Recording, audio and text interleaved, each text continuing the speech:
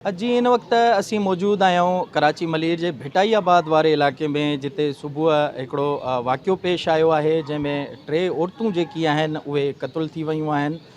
हिकु नौजवान ऐं हिकु ॿारड़ी जेका आहे उहा ज़ख़्मी ॿुधाई पई वञे।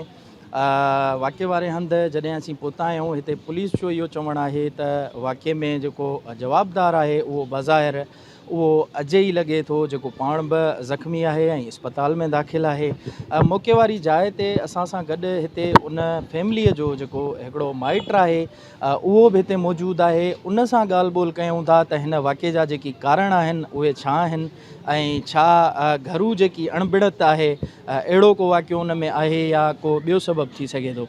हमें पप्पो ने बताया, जो इनकी वालदा हैं बच्चियों की, उनकी कॉल आई थी। हम तो जॉब पे थे, घर पे कॉल गई कि भाई ऐसा ऐसा वाक़या हो गया।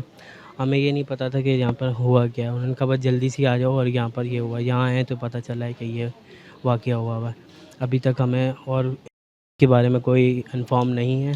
बकाया पुलिस तहकीकात कर रही है, उसके बाद फिर देखते हैं। अच्छा, एसएसपी मलीर ने ये बयान दिया है कि बज़ाहिर वाक़े में जो है वो अजय जो ज़ख़्मी है वो मुलविस हमें लग रहे हैं, मज़ीद तफ्तीश हम कर रहे हैं। तो क्या आपको ऐसा कुछ लगता है?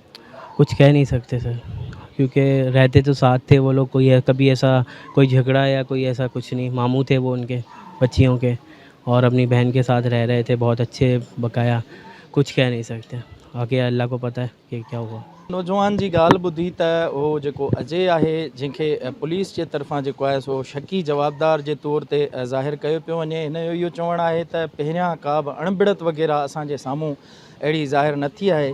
एसएसपी मलीर हिते वाक़िए वारे हंधि पहुता ऐं उन्हनि चयो त वाक़िए जी जेका आहे असां मुख़्तलिफ़ जांच टीमूं जेकी आहिनि उहे असां तश्कील ॾेई छॾियूं आहिनि ऐं कोशिशि आहे त जल्द खां जल्द जवाबदार गिरफ़्तार करे ऐं उहे साम्हूं आंदा वञनि। जी।